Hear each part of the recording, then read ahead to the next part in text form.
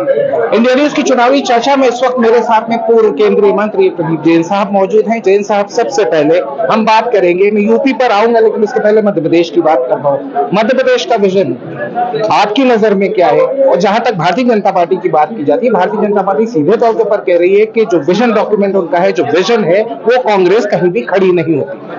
देखिए, 18 साल से मध्य प्रदेश को लूटने का काम किया, चाहे धर्म हो, अध्यात्म हो, उद्योग हो, शिक्षा हो, स्वास्थ्य हो, हर जगह भ्रष्टाचार।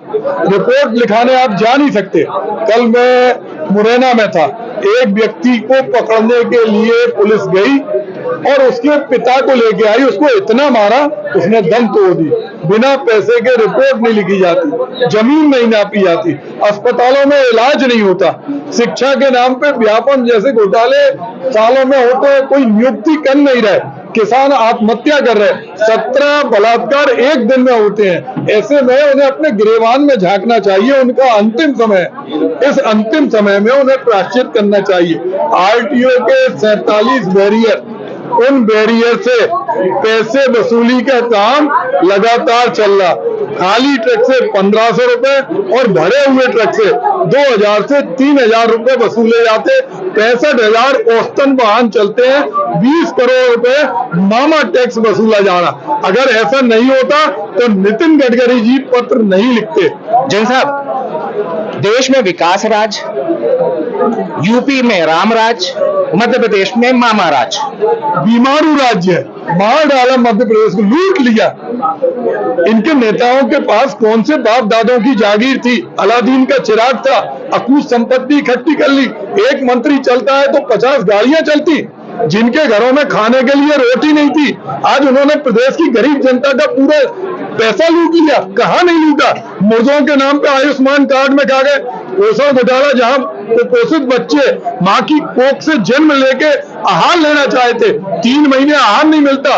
मनरेगा के मजदूरों का वेतन नहीं मिल रहा। उन गरीब घरों के अंदर दीपक कैसे जलेंगे? जैन साहब, मैंने आपके आरोप सुने, लेकिन अब सवाल मेरा सीधा है। सवाल ये है, 15 महीने में सरकार का ऐसा क्या हो गया कि सरकार न रह पाई? क्या गारंटी कि आगे भी सरकार रह पाएगी?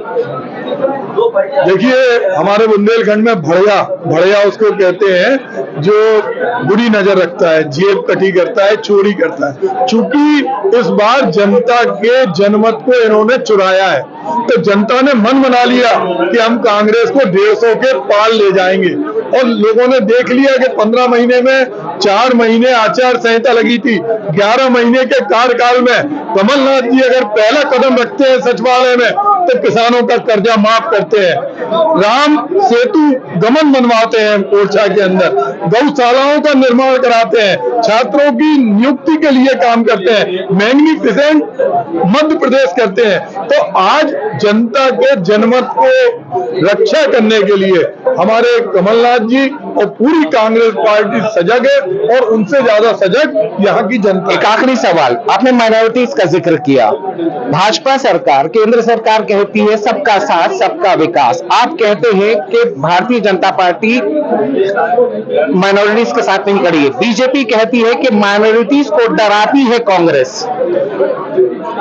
भारतीय जनता पार्टी का एक ही नारा है, खुद का साथ, कार्यकर्ताओं का विकास। पूरे देश के संसाधनों पर खनन माफिया, बालू माफिया, शराब माफिया भारतीय जनता पार्टी की जेब में है।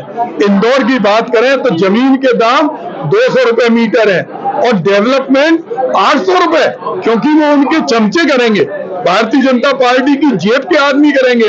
तो ये सिर्फ अपने कार्यकर्ताओं का विकास कर रहे, अपने ऑफिस का विकास कर रहे, प्रधानमंत्री की पहनने वाली ड्रेस का विकास कर रहे, उनके भोजन का कर रहे, उनके प्लेन का कर रहे।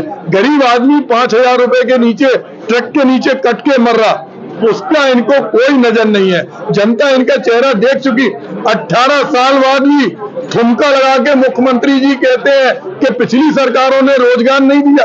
अरे 18 साल से आप जमे बैठे हैं, जनता नहीं देख रही। किसानों के सीने पे गोली ठोकने वाले आप हैं। आज सर उसमें कहा कि कर्ज माफी नहीं करी, कांग्रेस ने पूरी तरीके से अपने वादे से पीछे हट गई। कांग्रेस ने, आपने देखा होगा, हम लोगों का चूंकि 11 महीने का कार्यकाल जो था उसमें हम लोगों ने, और ये बात हम लोग नहीं कह रहे, 27 लाख लोगों का कर्जा माफ हुआ, ये विधानसभा में इस सरकार के मंत्री ने। सर एक लास्ट एक वन लाइनर चाहूंगा आपसे, आपका विजन क्या है मध्य प्रदेश को लेकर, और थोड़ा सा कंपैरिजन, आप जो कि यूपी से हैं, कि यूपी के हालात थोड़े से बयां कर दीजिए। हम लोगों का एक ही विजन है कि जो श्रीमती इंदिरा गांधी से लेके डॉक्टर मनमोहन सिंह तक की एक ही दृष्टि थी कि विकसित मध्य प्रदेश, और वो मध्य प्रदेश जिस तरह छत्तीसगढ़ आज विकास की दौड़ में आगे है, मध्य प्रदेश आगे पहुंचे और बीमारू राज्य के दर्जे से बाहर निकले, और जहां पर जुमलेबाज लोग फिर से बाहर निकले। तो चलिए, जहां तक बात की जाती है इस चुनावी चर्चा की, तो सीधे तौर पर कहा जाता है कि कांग्रेस अपने दावों पर लगातार दावे पे दावे करती जा रही है। आने वाला वक्त बताएगा कि दरअसल में जनता किसके साथ चाहती है। वीरेंद्र के साथ में हथियाब शेख, इंडिया न्यूज इंदौर।